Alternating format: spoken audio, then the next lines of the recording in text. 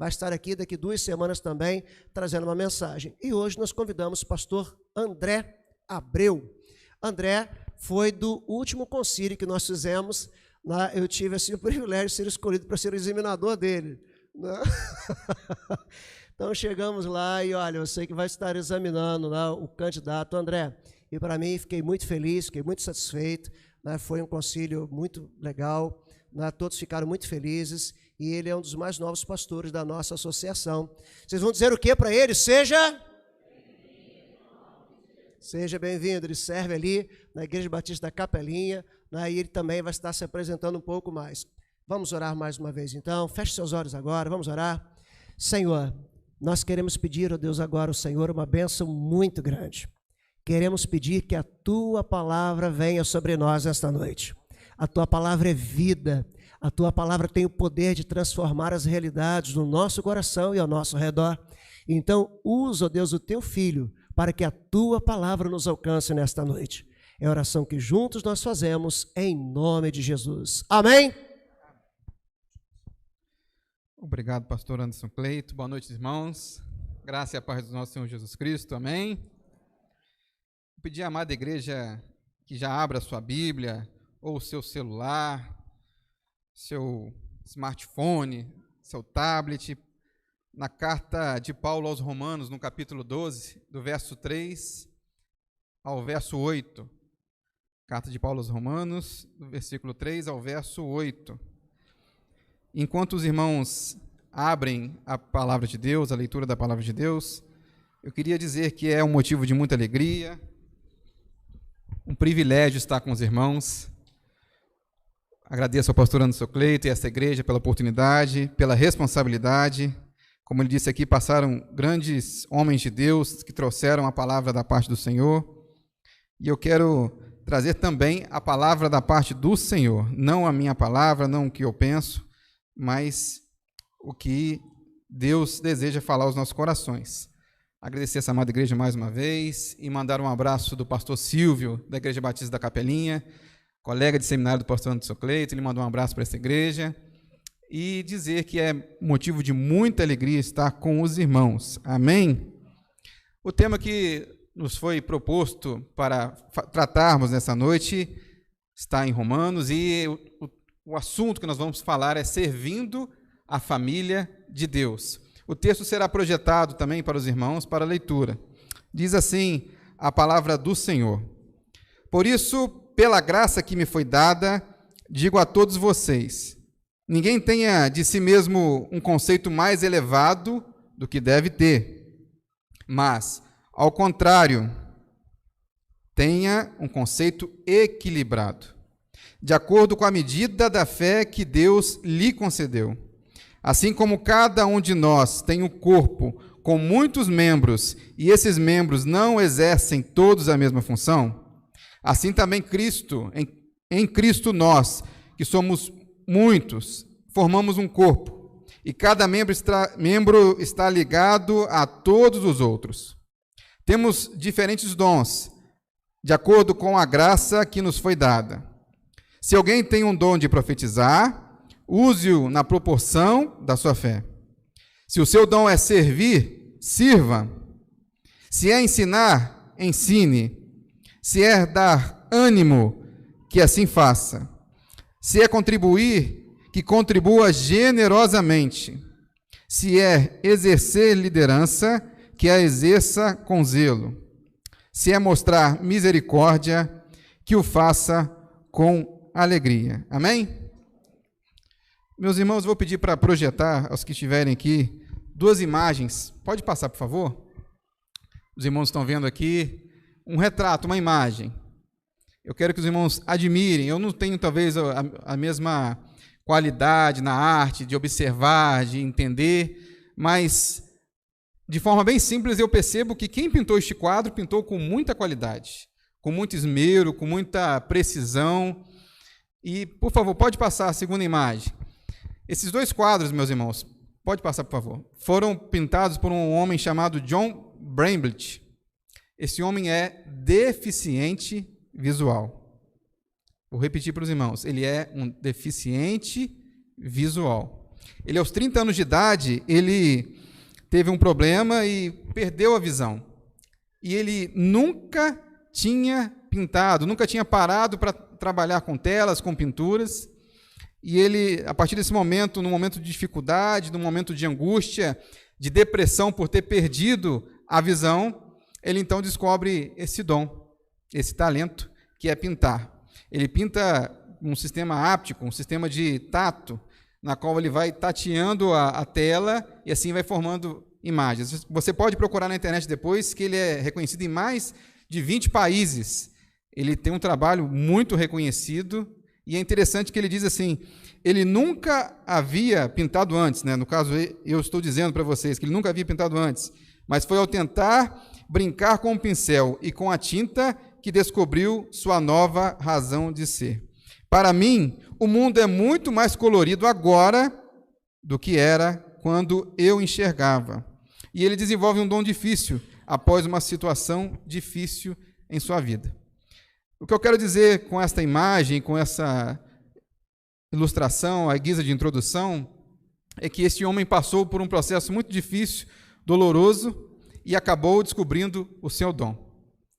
Eu e você, nós, enquanto corpos de Cristo, estamos agora, viemos da morte para a vida, fomos recebidos por Jesus Cristo. Nós, com certeza, temos vários e vários dons para servir a família de Deus. Então, se eu falar muito aqui e se eu não for claro para você, saia nesta noite com esta mensagem. Deus tem um dom para você, porque Ele tirou a venda dos seus olhos, te fez enxergar o sacrifício de Jesus na cruz, te fez enxergar que você precisava de salvação, e o Espírito Santo vai mostrar a você dons, talentos e habilidades para servir a igreja dele. Amém? O Evangelho de Romanos, você pergunta, Evangelho? É, Evangelho. Alguns autores chamam a carta de Paulo aos Romanos de Evangelho. E Evangelho no sentido de mensagem, a mensagem da cruz, a mensagem da redenção. O apóstolo Paulo, ele começa do capítulo 1 até o capítulo 12, explicando o conceito do Evangelho, que nós sabemos muito bem. O Evangelho é definido que Adão pecou, Adão e Eva pecaram no paraíso, e assim, dessa forma, todos agora carecem da salvação de Jesus. Todos estão mortos e precisam de um Salvador. E Deus enviou a Jesus Cristo, seu Filho, para morrer por nós, para que nós tivéssemos vida em abundância. E ele voltará uma segunda vez para buscar a sua noiva. Esta é a mensagem resumida do Evangelho. Se você falar isso, você está dizendo, olha, estou dizendo o que é o Evangelho. Mas Paulo, o apóstolo Paulo, com o seu entendimento, com o seu intelecto, inspirado pelo Espírito Santo, ele também traz um tratado teológico sobre o que é o Evangelho. Mas a partir do capítulo 12, ele traz a aplicação prática desse Evangelho. Ele explicou o que é o Evangelho, explicou a razão de ser da igreja, a razão de existir da igreja, e agora então ele vai explicar como você, enquanto igreja, entendeu essa mensagem e precisa aplicar às suas vidas. Então, eu chamo esse tratado teológico de Evangelho de Romanos.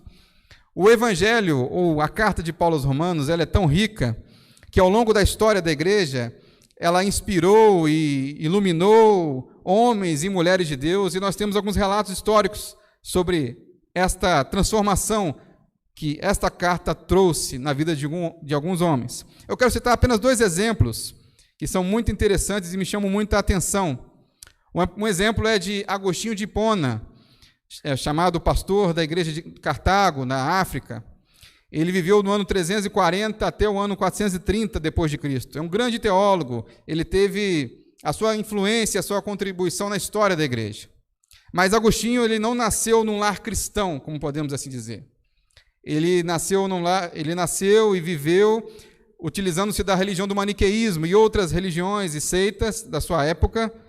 E a sua mãe, em um determinado momento, chamada Mônica, ela se converte ao Evangelho. Então, ela começa a orar por ele, e ele, na sua vida, acaba recebendo um fragmento da carta de Paulo aos Romanos. E, num determinado momento da sua vida, ele, com uma vida muito devassa, ele traz isso no seu livro Cidade de Deus, uma vida de pecado, uma vida de devassidão, uma vida longe da presença de Deus. ele, num momento de angústia, ele ouve uma voz de uma criança do outro lado de um muro dizendo: toma e lê, toma e lê. Então ele pega aquele fragmento e lê que o pecado, Romanos no capítulo 13, versículo 11 e 12, ele fala que o pecado traz consequências eternas. Ele entende aquela mensagem e então ele é transformado pela mensagem do Evangelho ao ler a carta de Paulo aos Romanos. É interessante que no livro dele ele fala que sobre o pecado e sobre a nossa natureza pecaminosa, que a graça dele era ir até um pé de pera do seu vizinho, roubar peras, e muitas peras, se deliciar com as peras roubadas do seu vizinho. Mas o mais interessante é que na casa dele tinha muito mais pés de pera, e a pera era muito melhor. Então ele ilustra essa questão do pecado, dizendo que eu fazia isso por causa do meu coração pecaminoso. E agora ele é transformado, ele se torna um homem de Deus, e o Evangelho, a carta de Paulo aos Romanos, transforma a vida deste homem. Outro homem que é muito conhecido na história da igreja, e ele traz uma informação, e traz a igreja de voltar à sua forma original na Reforma Protestante, é Martinho Lutero. Vocês conhecem muito bem esse personagem. Martinho Lutero, ele, ao ler a carta de Paulo aos Romanos, ao fazer um doutorado nesta área, ele entende que a justificação é somente pela fé, pela graça, e não há necessidade de obra humana ou mérito humano nessa salvação. Então, a partir desse momento, ele começa a questionar a religião da sua época e questionar, dizendo: olha, está explícito aqui em Romanos, é somente pela fé. Ele era de uma ordem agostiniana e tinha lido alguns tratados de Agostinho, ele começa então a entender e perceber e questionar e falar: olha, há algo errado, há uma mensagem sendo pregada de forma deformada, está fora do seu sentido. Então, Martinho Lutero, ele fixa as suas 95 teses e fala que é somente pela graça, somente pela fé que nós somos salvos em Jesus Cristo. Ele tinha até o costume, por conta dos seus pecados, de se martirizar, de se flagelar, achando que matando o seu corpo ele resolveria o problema do pecado. Mas não, meus irmãos. O que resolve o problema do pecado é o Espírito Santo em nossas vidas, que nos transforma, que nos molda. E ele é um homem que foi, com certeza, transformado por essa mensagem. E eu quero que você mantenha a sua Bíblia aberta, porque eu quero tratar em cima desse texto. E o primeiro item do versículo 3 fala sobre servindo a família de Deus de forma equilibrada. O texto diz que: pois pela graça que me foi dada, digo a todos vocês, ninguém tenha de si mesmo um conceito mais elevado do que deve ter, mas, pelo contrário, tenha um conceito equilibrado, de acordo com a medida da fé que Deus lhe concedeu. Deus concede dons pela sua graça. Paulo começa dizendo que o que ele está passando para os irmãos não é fruto do seu conhecimento, do seu intelecto, não é fruto do seu estudo, que ele realmente era um homem muito estudado, um fariseu formado nas melhores escolas do judaísmo da sua época, mas ele fala aos irmãos, e na condição de apóstolo, que ele fala por conta da graça de Deus. Os dons, os serviços da igreja são e vêm de Deus. Você, nesta noite, tem a sua habilidade, tem o seu dom, mas reconheça da mesma forma que o apóstolo Paulo reconheceu que tudo o que você tem de habilidade vem do Senhor. O apóstolo Paulo, não menos importante, frisava isso. Ele começa o texto dizendo que seja a graça de Deus que me faz falar e aplicar aos irmãos algumas questões que são muito importantes. O outro ponto aqui, meus irmãos, que já é uma chamada nesse texto, que o apóstolo Paulo, ele era apóstolo e às vezes até questionado por alguns irmãos de sua época, porque ele falava uma revelação especial da parte do Senhor. Ele sabia que, ao escrever essas cartas, ele estava sendo inspirado pelo Espírito Santo, e esta mensagem era a mensagem que viria com o cânon bíblico, que em Apocalipse seria finalizada. É uma observação que eu quero dar para os irmãos aqui, e alfinetar alguns aí que talvez pensem de forma diferente de mim. Apóstolo era para o período apostólico, não existe mais essa função. O apóstolo falava da parte de Deus, inspirado pelo Espírito Santo de Deus, para trazer a nós o Novo Testamento. Hoje não há mais apóstolo e não existe mais, mesmo com a graça de Deus, mesmo Deus dando dons, mas este dom foi específico para o período apostólico. Judas, no verso 3, diz que, amados, embora estivesse muito ansioso por lhes escrever acerca da salvação que compartilhamos, senti que era necessário escrever-lhes, insistindo que batalhassem pela fé, uma vez por todas, confiadas aos santos. Então, nós temos tudo que é de utilidade, que é de importância na Bíblia Sagrada. Nós não precisamos de apóstolos, nós não precisamos de novas revelações. Nós estamos aqui seguindo a palavra de Deus, e ela para nós é suficiente. Suficiente. O texto segue dizendo que faça tudo de forma equilibrada. E aí eu venho trazer uma ilustração sobre o que aconteceu na minha vida num período de tempo, no ano de 2007 a 2009. Está aí projetado a relação entre autoestima e autoengano. São duas palavras que são semelhantes ali nas suas letras, mas são coisas totalmente diferentes e opostas.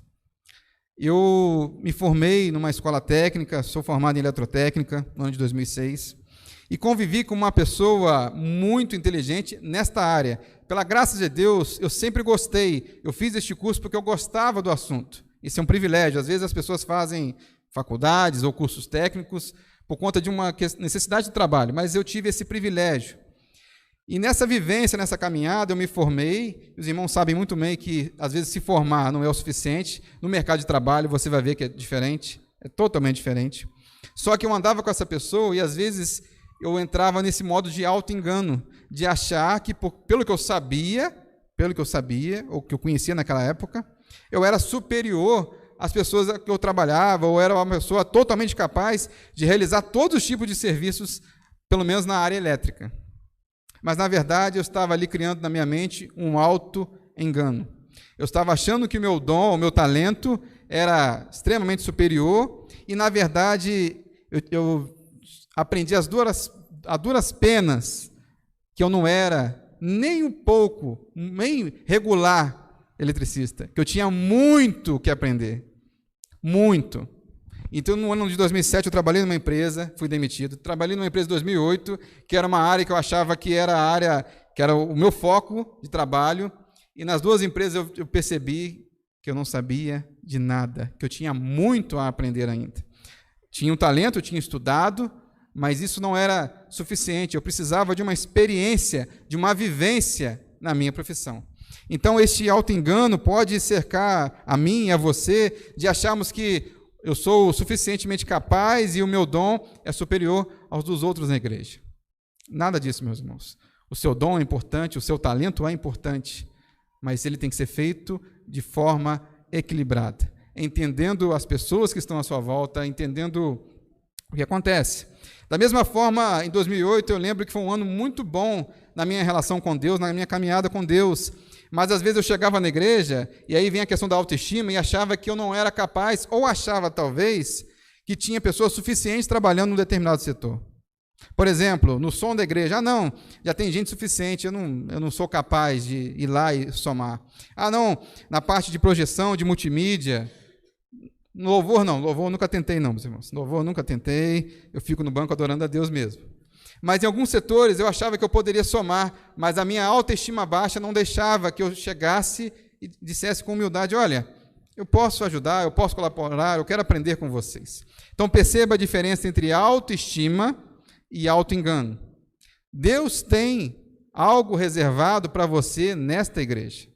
Deus tem algo, tem um dom e tem, de forma soberana, algo separado para que você seja usado nesta igreja. Mas não use isso como auto-engano. Não use isso achando que você é superior ou melhor do que as pessoas. Está dizendo que ninguém tem o mesmo conceito, um conceito mais elevado do que deve ter. Mas interessante, meus irmãos, que na minha caminhada, no final de 2008 para 2009, eu li um livro chamado Salomão, o homem mais rico que já existiu. Um livro que eu não entendia muito bem o que era, não lembro até como chegou até mim este livro, mas o que me marcou muito neste livro, que eu aprendi a não ter mais o meu auto-engano, a não achar que eu era superior às pessoas, seja na minha área de trabalho, não ser arrogante, não ser orgulhoso, prepotente, de achar que eu poderia fazer melhor do que uma outra pessoa, não. Esse livro me mostrou que eu deveria trabalhar e aprender com toda a humildade, entendendo que o que nós fazemos é para Deus. Tem uma parte neste livro que me chama muita atenção. Está em Provérbios 22, 29, que ele diz: você está vendo alguém que é habilidoso naquilo que faz? Ele será posto diante de reis e não estará a serviço da plebe. É interessante desse verso que está dizendo assim, olha, será posto a serviço de reis. E às vezes as pessoas podem se perguntar assim, não, então Deus quer que eu trabalhe para entidades públicas, seja governo federal, estadual, esfera municipal. Eu não creio que é esta a intenção de Deus através desse versículo. É dizer assim, olha, trabalhe de forma diligente, com humildade, mas trabalhe da melhor forma que você puder. Use todas as suas forças para trabalhar. Você será posto, então, a serviço de reis. E existe esse reis aqui, eu quero dizer que, para nós, enquanto igreja, é trabalhar para o nosso rei Jesus.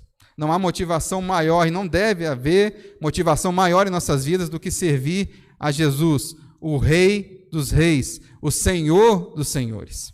Existe um diálogo de um ou dois seminaristas na época de Charles Spurgeon, um pastor batista do século XIX, e nesse diálogo, um ou dois seminaristas, não me recordo bem, chegou até Charles Spurgeon e disse, olha, eu tenho uma proposta de emprego, uma proposta de trabalho.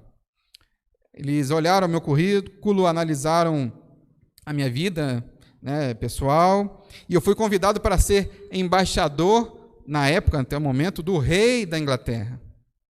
Trabalho nobre, meus irmãos, trabalho lindo, um trabalho de confiança. Trabalhar para um rei é um trabalho de confiança. O rei tem que confiar em você. O governante tem que ter total confiança na sua pessoa. Ainda mais que o embaixador representa o rei fora do seu país. Mas tem a resposta de Charles Spurgeon, e eu acho que combina muito bem com esse texto. Meu filho, se Deus o chamou para o ministério, não se rebaixe ao ponto de ser rei em qualquer país. Entendem, meus irmãos? Vocês trabalham para o Rei dos Reis. Não trabalham para mim, não trabalham para alguma pessoa daqui. Vocês trabalham para o Senhor Jesus. Então, não se rebaixem, não se diminuam. Entendam que tudo que vocês fazem aqui é para o Senhor Jesus e para o avanço do reino de Deus. O verso 3 segue dizendo sobre a medida da fé, versículo 3. Olha, de acordo com a medida da fé que Deus lhe concedeu. A medida da fé aqui, meus irmãos, dá uma ideia de pessoas dentro da igreja. Pessoas que são crentes mais experientes e crentes menos experientes. Todos são crentes em Jesus, todos. Mas existem cristãos que estão numa caminhada há mais tempo. E eu não consigo ler esse texto e não me lembrar do que acontece na igreja de Corinto. A igreja que o apóstolo Paulo também trata sobre alguns assuntos. E lá ele cita crente fraco e crente forte. A fraqueza aqui, meus irmãos, não é fraqueza física, nem fraqueza espiritual. Está no tempo de convivência desses irmãos na igreja. No capítulo 8 de Coríntios, ele vai tratar sobre você se alimentar de carne sacrificada a ídolos. E na cidade de Corinto era praticamente impossível você comer carne que antes não tivesse passado por algum templo profano, templo de Diana e outros deuses da sua época. Era praticamente impossível. A carne era sacrificada e depois iam para os açougues ou os locais de venda. Então, havia alguns irmãos chamados de crentes fracos que não entendiam que essa carne era sacrificada a ídolos e ela não poderia ser consumida. Mas já existiam alguns crentes fortes que entendiam, não, olha, essa carne foi sacrificada a ídolos, a gente não sabe a procedência dela, se foi ou não foi, mas nós vamos comer. Então, a medida da fé dessas pessoas teriam que ser respeitadas. Paulo diz, olha, não é nem tanto um problema, se alguém que não é crente convidá-los para comer, e vocês quiserem ir, comam de tudo que for posto diante de vocês, sem questionamento algum por motivo de consciência. Ou seja, se você está num lugar e não sabe a procedência da carne, você coma esta carne. Existia uma época, o pastor estava até lembrando de louvor aqui, que remonta a mais de 40 anos pelo menos, existia uma época na igreja evangélica, de uma forma geral, que apontava, olha, aquele mercado eu não posso comprar porque aquele mercado é consagrado ao diabo. Aquele restaurante eu não posso ir porque o dono tem pacto com o diabo. Aquele local de alimentação, tudo era classificado. Se o patrão ou o dono tinha parte com o diabo, se era cristão ou se não era cristão. E aqui vale uma observação importante. O que você come, entendendo o que você está fazendo, está comprando no lugar correto, você não precisa se preocupar com a procedência do dono do mercado. É a questão do crente forte, que talvez alguns ainda tivessem dificuldade na sua época. Mas mesmo assim, se por um acaso você vai ao mercado, você tem uma dificuldade e percebe que tem um irmão fraco que está podendo ser escandalizado por aquela situação, não vá ao mercado. Não vá ao mercado. Olha que interessante Paulo dizendo no capítulo 8, verso 11, e assim, por causa do conhecimento que você tem, perde-se um irmão fraco, pelo qual Cristo morreu. Então, a medida da fé tem que ser respeitada dos mais fracos, os mais novos na fé, aos mais experimentados, os que têm um entendimento mais amplo das Escrituras e conseguem ter uma maturidade espiritual. Tem que haver um respeito. Então, use os seus dons a serviço do reino, no momento certo, de forma correta. O item 2 segue dizendo, servindo a família de Deus com a sua experiência. E aí já fala dos cristãos mais experimentados. Assim como cada um de nós tem um corpo com muitos membros, e esses membros não exercem todos a mesma função, a palavra função, meus irmãos, no seu original significa praxis, que dá uma ideia de prática experimentada, ou transformar a teoria em prática, experiência. Infelizmente, nas nossas igrejas, de uma forma geral, nós temos experimentado o ensino fast food. Nada contra o fast food não, tá, meus irmãos? Eu gosto muito de fast food. Mas o fast food dá a ideia de ensino rápido, ensino corrido. Você chega e você já assimila o que tem que assimilar e já te coloca numa função e, às vezes, por parte da igreja, por parte daquela pessoa, ela quer já assumir cargo de liderança, quer pregar, quer fazer movimentos na igreja, e não entendem que há um processo, há uma prática, há uma experiência, há um teste. Interessante que uma fonte do Senado Federal, que alguns estudantes no período da pandemia e por conta das aulas online, aprenderam apenas 17% do conteúdo de matemática que deveriam aprender. E 38% da língua portuguesa, porque fizeram, às vezes, o curso mais rápido, fizeram o curso de forma expressa, e não respeitaram o processo, não respeitaram o tempo. Isso cabe a nós também, como igreja, quando estamos servindo a família de Deus. Nós temos que respeitar o processo, o tempo de Deus. Por exemplo, em 1 Timóteo, no capítulo 3, fala sobre o ofício pastoral e o ofício do diaconato. No verso 6 diz, não deve ser recém-convertido, falando do pastor, pois poderia se tornar orgulhoso e o diabo o faria cair. Talvez erros de muitas igrejas, de pegar uma pessoa que às vezes fala bem, mas com pouco tempo de igreja, e já não vamos consagrá-los a pastor, vamos colocá-lo numa função maior, no sentido de ministério, vamos colocá-lo para pregar, e é necessário que essa pessoa que chegou na igreja use o seu dom, mas aprenda a primeiro a servir, a ouvir, a respeitar o tempo, a entender que há um processo para ser respeitado. No caso dos diáconos também, ele diz no versículo 10, 1 Timóteo 3,10, também estes devem ser primeiramente experimentados, e caso se mostrem irrepreensíveis, que exerçam o diaconato. Diaconato, serviço, aqui fala dos diáconos oficiais da igreja, mas também se aplica, na minha visão, a todos aqueles que servem na igreja. Sejam experimentados, esperem o tempo. Às vezes a pessoa passa na igreja e às vezes a oportunidade não é dada a ela e às vezes, olha, meu irmão, calma, ou meu irmão, calma, vamos com calma, vamos aprender juntos aqui primeiro, vamos ouvir. E tem gente que, talvez por esse auto-engano, por essa arrogância, acha que não é necessário. Não, já quero assumir vaga, funções, quero, sabe? Uma coisa é o primeiro amor, que nós devemos entender dos irmãos que querem ajudar. Isso é lindo, isso é ótimo. Mas que esse primeiro amor não atrapalhe o processo, não confunda o processo. O texto segue dizendo, e é o terceiro ponto, servindo a família de Deus, não a si mesmo. Servindo a família de Deus, não a si mesmo. Diz o verso 5, assim também em Cristo nós, que somos muitos, formamos um corpo e cada membro está ligado a todos os outros. Paulo enfatiza isso, que cada membro do corpo, você e eu, está ligado a todos os outros. Ou seja, não existe cristão isolado, não existe cristão sozinho, vivendo a sua comunhão, né? Se não há comunhão sozinho, não faz sentido. Então, existe um pastor que também é sociólogo, chamado Ricardo Bitum. Ele diz que a sociedade moderna é movida pela seguinte pergunta: o que isso tem para oferecer a mim? Ou qualquer coisa que você vá verificar, ou vá comprar, ou vai fazer uso, você pergunta, qual o sentido, né, o que faz sentido para mim?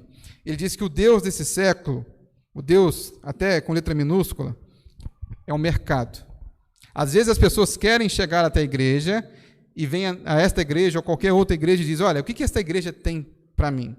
Ah, tem uma palavra boa, tem um louvor que me é interessante, há uma igreja acolhedora, eu gosto dos pequenos grupos. E, na verdade, a igreja não é para te agradar, ela não é um serviço para te fazer bem, no sentido de, olha, eu gostei porque faz parte do meu perfil.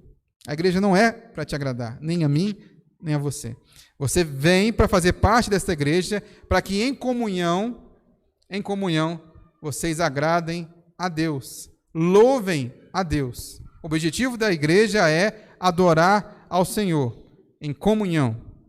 E aqui eu me lembro desse trecho, dessa passagem, e não tenho como não falar sobre esse assunto que está muito em voga nos dias de hoje. Eu creio que até aumentou no período da pandemia, não tenho os dados aqui, mas aumentou, com certeza. Os chamados desigrejados. Desigrejados é um termo talvez um pouco pejorativo, daquelas pessoas que dizem assim, olha, eu sou cristão, eu sou evangélico, vivi grande parte da minha vida na igreja, mas eu não me sinto bem em igreja nenhuma. Não me sinto bem em igreja nenhuma. Entendo que eu, com a minha família, na minha casa, estarei servindo ao Senhor e, para mim, é suficiente. Isso faz parte, talvez, de um auto-engano. Um auto-engano que existe dessa expressão, dizer que eu sou igreja. Eu, sozinho, não sou igreja. Nós somos igreja.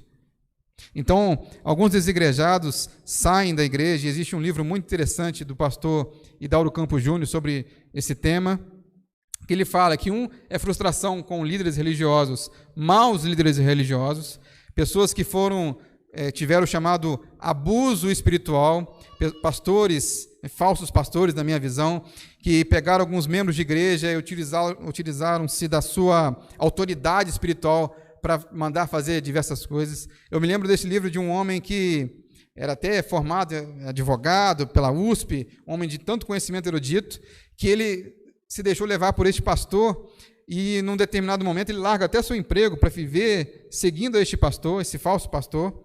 E nos Estados Unidos o pastor pede para que ele compre uma bolsa de $400. Eu lembro até do valor, um valor alto, até para nós nos dias de hoje. E ele diz, olha, honre ao seu líder, honre ao seu pastor e será honrado.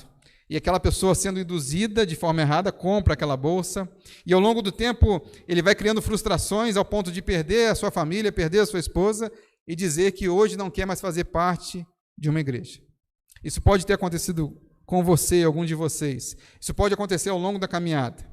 Mas por conta da nossa sociedade de achar que todos, né, a nossa sociedade hoje faz isso, diz que todo mundo é ruim, todos os setores da sociedade são ruins, todos os policiais são maus, todos os políticos são ruins, todos os pastores são ruins, e categorizam, todo mundo vê dessa forma. Mas não, meus irmãos, existe igreja séria, existem pessoas sérias, existem pessoas comprometidas com a palavra de Deus, e você não deve olhar para essas pessoas, para esses maus exemplos e focar neles. Foque nas pessoas de Deus, pessoas que estão com você na igreja, pessoas que andam com você na igreja. Então, esteja ligado a um corpo. Hoje existe muito movimento desigrejado no Brasil, existe até um líder deles, e ao você olhar no site deles e ver como é que funciona, ele diz, olha, a igreja está toda errada, a igreja que a gente faz parte está tudo errado, nós vamos voltar aos princípios da igreja primitiva. Mas o que eles criticam, é interessante, o que eles criticam, eles vão criticando, aí percebem que precisam de fazer uso de algumas ferramentas que eles criticam, por exemplo, ter liderança, ter diretoria, ter assembleia, e daqui a pouco esse grupo de desigrejados estão se reunindo da forma igual à igreja que eles faziam parte. É como se fosse um movimento cíclico. Criticam, dizem, está tudo errado, mas passam-se 5, 10 anos, voltam a fazer as mesmas práticas. Então, a culpa não é da igreja, a culpa são daquelas pessoas que não entendem a mensagem, dizem que e são simplesmente críticas a tudo que se faz na igreja. Então, esteja ligado a um corpo. Se você quer servir a família de Deus, esteja ligado ao corpo de Cristo, à igreja do Senhor Jesus. Faça parte, contribua, viva esta igreja. O quarto ponto dessa noite diz, servindo a família de Deus com os dons citados. Aí, Paulo enumera alguns dons, 7 dons espirituais que para ele são importantes na igreja. E aqui é importante frisar que não apenas estes dons existem na igreja, existem outros dons também que contribuem para a igreja. Existem dons até que são gerados nesse momento por conta da nossa época em que vivemos. Então ele fala sobre, por exemplo, profecia. Se alguém tem um dom de profetizar, use-o na proporção da sua fé. Um pastor chamado John Stott, já falecido, diz que sobre os profetas, o profeta tem de certificar-se de que sua mensagem não contradiz de maneira alguma a fé cristã. O profeta aqui, meus irmãos, é o pastor, é o mensageiro, é aquele que traz a palavra de Deus. Como falei, os apóstolos serviam aquele tempo, período apostólico, não há novas revelações. Então, o profeta, o mensageiro, vai falar de acordo com aquilo que ele aprendeu da Bíblia e da sua doutrina que ele vive. Ou seja, ensinar de acordo com a sua crença, com a sua doutrina. Eu não posso aqui ensinar algo totalmente diferente do que eu creio. Existe uma declaração até doutrinária da Igreja Batista. Então, nós seguimos essa declaração e por ela nós temos um eixo para dizer assim, olha, o norte, nós cremos nisso e isso é importante. Então, o profeta tem que ser experimentado se ele está vivendo a sua crença, a sua doutrina. Fala também da diaconia e do ensino. Interessante que ele separa os itens, né? Romanos 12, verso 7. Se o seu dom é servir, sirva. Se é ensinar, ensine. Serviço e ensino estão separados, pois não dá para fazer com esmero os dois ao mesmo tempo. Ao mesmo tempo, não dá. O que eu tenho aprendido do ministério pastoral é que existem basicamente 2 perfis de pastores. Isso não sou eu que disse, eu ouvi de um pastor chamado Augusto Nicodemos. E esses 2 itens são importantes para o pastor. São importantes. Mas ele não conseguirá satisfazer 100% esses 2 itens. Um é pregar a palavra de Deus. O outro é visitar e viver na sua comunidade. Há pastores que terão a tendência de ser mais voltados para a palavra de Deus. Sim, meus irmãos, sim. E há outros pastores que serão voltados mais para a visitação e a vida em igreja. Não significa que o pastor que é voltado mais para a palavra, que Deus o usa mais na palavra, não vá visitar, não vá servir a comunidade de fé. E nem aquele que vá e vive servindo a comunidade de fé, também ele não será um bom pregador. Porque às vezes, meus irmãos, hoje nós temos um conceito, e eu tive esse conceito durante muito tempo da minha vida, de achar que o pastor é aquele pastor do abraço, só do abraço. O pastor tem que andar com você, o pastor tem que almoçar uma vez por semana na sua casa, o pastor tem que viver na sua vida e seguir a sua agenda. E não é assim que funciona. Uma vez um irmão de uma igreja passou na frente da casa de um pastor e viu o pastor estudando a Bíblia, lendo a palavra de Deus, orando, e ele bateu na janela, pastor, o senhor está de folga? Ele, não estou de folga não, meu irmão, estou trabalhando. Aí, no dia seguinte, ele passou na frente da casa do pastor e viu o pastor fazendo um trabalho manual na sua casa, capinando o quintal, ajeitando a sua casa. Ele disse, pastor, você agora está trabalhando? Eu falei, não, agora estou no meu momento de folga, resolvendo questões da minha casa. Entende a diferença, meus irmãos? É necessário que o profeta, que o pastor, ou aquele que ensine com esmero, estude a palavra de Deus, faça da melhor forma possível. E aquele que é da visitação, que tem também este dom, que visite da melhor forma possível. Não dá para fazer os dois ao mesmo tempo, isso eu vejo na prática, mas a gente procura, com a graça de Deus, fazer os dois, mas isso não dá para fazer ao mesmo tempo. Então valorize o seu pastor, valorize aqueles que ensinam a igreja e entendam este processo também. O item 3 fala dos dons de serviço, e é interessante que a diaconia, o serviço da igreja, ele fala de alguns dos itens. Se é dar ânimo, que assim o faça. Algumas traduções diz exortar. Se é contribuir, que contribua generosamente. Se é exercer liderança, que exerça com zelo. Se é mostrar misericórdia, que o faça com alegria. Interessante que a palavra é muito usada em algumas traduções, exortar, mas a mesma palavra serve para exortar e encorajar. E é interessante que, às vezes, alguns irmãos precisam desse encorajamento. E as pessoas, e a igreja tem que ter essa sensibilidade. Eu me lembro de um pastor falando uma vez num congresso, dizendo que uma irmã ligou para ele, estava no seu gabinete, na parte da tarde, e disse: pastor, eu decidi, estou saindo da igreja, não vou fazer mais parte da igreja.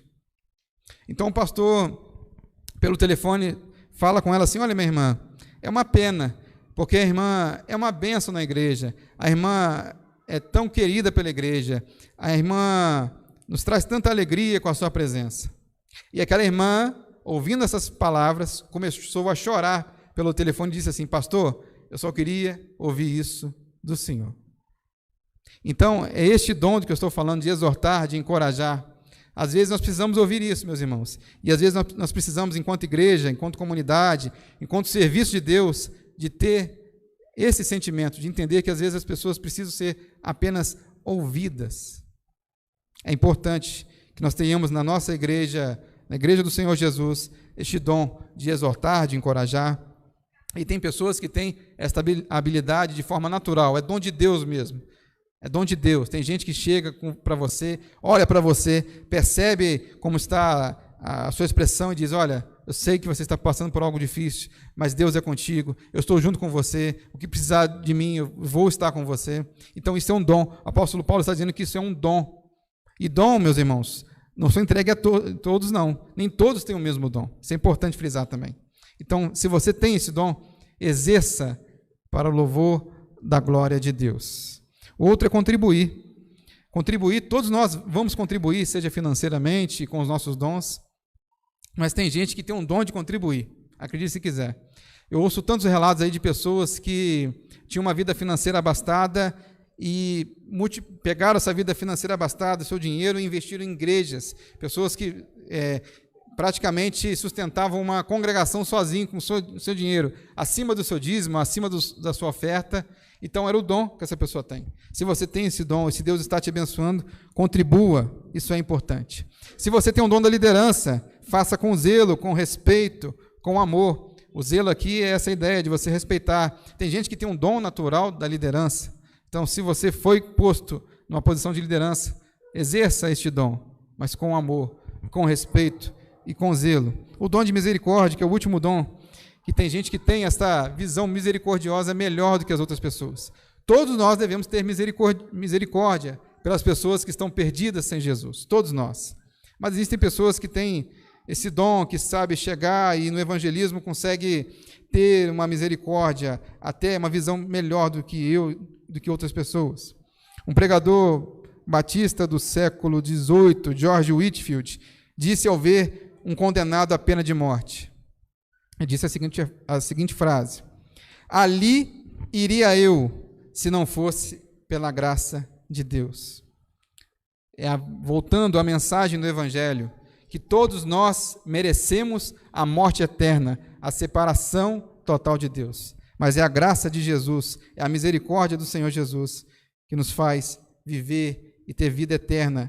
É a promessa do Senhor Jesus e o sacrifício dele na cruz que nos dá esse direito, essa expressão de amor infinito de Jesus. Eu quero trazer umas considerações finais sobre o serviço da igreja. Primeiro, todos têm um dom, um talento, uma habilidade. Todos vocês, todos. E o segundo ponto que reforça isso é que você pode procurar na sua Bíblia aí, na internet, faça a pesquisa que for. Não existe na Bíblia nenhum dom de esquenta-banco na igreja. Não existe esse dom. Deus te chamou para trabalhar e servir a igreja. Não te chamou para ser apenas espectador. É muito bom estar na igreja, é muito bom louvar a Deus, adorar a Deus. Mas Deus não te chamou só para isso. Todos nós aqui temos um ministério, tem um dom para servir a Deus. Então procure o seu dom, procure o seu serviço. Outro ponto importante. O seu dom serve aqui na igreja e fora da igreja. Muitas vezes nós achamos que o nosso dom, a nossa habilidade só serve apenas para a vivência na igreja, mas serve também para fora da igreja. Você no seu trabalho, você no seu estudo, você na sua vida, que nós chamamos até de secular, né? Vida que não está ligada diretamente à igreja, sua vida cotidiana, você também serve a Deus com seus dons. E é interessante, eu quero encerrar com este nome muito conhecido na Holanda, chamado Abraham Kuyper. Este homem tem uma história muito interessante, que chega a ser curiosa. Filho de pastores, com o tempo ele estuda teologia, se torna pastor, assume uma igreja local na Holanda, mas ele é convertido, ele se diz, olha, eu me converti de fato, depois de uns 4 ou 5 anos naquela igreja. A igreja começou a orar por mim, porque no período que ele viveu, no século XIX, havia muitos pastores, e pastor é considerado como se fosse uma profissão secular, e ele, às vezes, envolvido por isso, ele se tornou pastor, mas ele não tinha, talvez, aquela fé genuína em Jesus Cristo e na sua palavra, mas ele, então, se converte em determinado período de tempo, e ele, ao viver a sua vida, ele se torna professor de faculdade, ele constrói faculdades seculares, e diz que é importante que a igreja se envolva em todas as esferas da sociedade, não apenas dentro da igreja, seja na arte, seja na política. Ele chega a um ponto de influenciar tanto o seu país, a Holanda, que ele se torna, no período de 1901 a 1905, primeiro-ministro da Holanda. Primeiro-ministro da Holanda. Olha como que um pastor que se converte no meio do seu ministério pastoral, isso pode até acontecer com alguns pastores aí, até que precisam se converter, estão lá numa igreja e não se converteram ainda, não entenderam a mensagem do Evangelho, e ele, na sua caminhada, ele vive para a igreja e para fora da igreja, e diz que tudo está nas mãos de Deus. Ele encerra com essa frase muito importante: não há um centímetro quadrado deste mundo do qual Cristo não possa dizer, é meu. Não há um centímetro quadrado deste mundo do qual Cristo não possa dizer, é meu. Então, que você nessa noite sirva a igreja, sirva em tempo e fora de tempo ao Senhor Jesus. Procure os seus dons. Some com a igreja. Isso é muito importante. Isso é muito útil. Eu, como falo com os irmãos, eu tinha essa dificuldade de achar, não tem vaga para mim. Na igreja que eu faço parte agora, eu estou mexendo no som. Lá eu coloquei uma plaquinha, estamos há 2 meses sem microfonia. É o melhor que eu estou conseguindo fazer. O som ainda está melhorando. Mas não era nem a minha especialidade, mas eu estou procurando aprender a servir no que eu posso e no que eu acho que eu talvez tenha essa habilidade. Procure. Há sim uma vaga para você. Seja na cantina agora, os embaixadores do rei, mensageiros, esteja ajudando, esteja envolvido com a igreja do Senhor. Esse período de pós-pandemia, muitas pessoas, ou de pandemia ainda, muitas pessoas estão em casa, estão ainda amedrontadas, e nós respeitamos o momento de cada pessoa. Mas se você está agora vivendo em comunhão com a igreja, construa essa harmonia, seja membro de um corpo e saiba que você e eu somos importantes para a igreja de Jesus. Não com arrogância, não com prepotência de acharmos que somos melhores do que os outros, mas que todos nós podemos contribuir para o reino de Deus. Então vamos orar, meus irmãos. Vou pedir para que você fique de pé nesta noite. Vamos orar pedindo ao Senhor que, primeiro, mostre qual é o nosso dom, qual é a nossa habilidade. Se você já sabe, se Deus já te mostrou, amém. Glórias a Deus por isso. Mas se você ainda não sabe, eu quero orar por você. E vamos, então, fechar os olhos e aplicar essa palavra aos nossos corações. Amado Deus, eterno Pai, obrigado, Senhor, porque a Tua palavra é viva, a Tua palavra não muda e ela nos dá esperança. Ó Deus, o apóstolo Paulo, inspirado pelo Santo Espírito, pelo Espírito Santo, ó Deus, ele nos traz uma mensagem importante, que nós precisamos servir a família de Deus, que nós precisamos nos envolver mais com o ministério do Senhor Jesus, ó Deus. Ó Pai, se alguém nesta noite que sente já um desejo no seu coração, mas ainda não sabe qual o ministério a servir, ó Deus, que o Senhor mostre a esta pessoa, Senhor Deus, que a igreja também possa ter a sensibilidade de apresentar os dons também, as habilidades e o que ela está precisando, ó Deus. A igreja sempre precisa de cada um de nós. A igreja, ela se torna igreja na comunhão dos santos, ó Deus, daqueles lavados, remidos pelo sangue do Cordeiro, ó Deus. Então, ó Pai, eu peço por essa pessoa, Pai. Ó Deus, e essa pessoa que ainda não sabe qual é o seu dom, essa pessoa que talvez seja nova convertida, ó Deus, que ela possa crescer e ser edificada pela graça do Senhor Jesus, e que ela possa entender que ela é também um agente do reino, Deus, que ela é também uma missionária, um missionário, Deus, que ela é uma pessoa, Deus, que vai servir a sua igreja, e seja onde for que ela estiver servindo, Deus, ela será uma evangelista, ela será uma missionária, um missionário, um agente do reino, Deus. Ó Pai, essa frase é muito importante, que não há, ó Deus, um centímetro sequer neste mundo que o Senhor Jesus não possa dizer que é meu, Deus. O Senhor é Rei dos Reis, o Senhor é Senhor dos Senhores, o Senhor, ó Deus, é majestoso, ó Pai, e cuida de nós, ó Pai.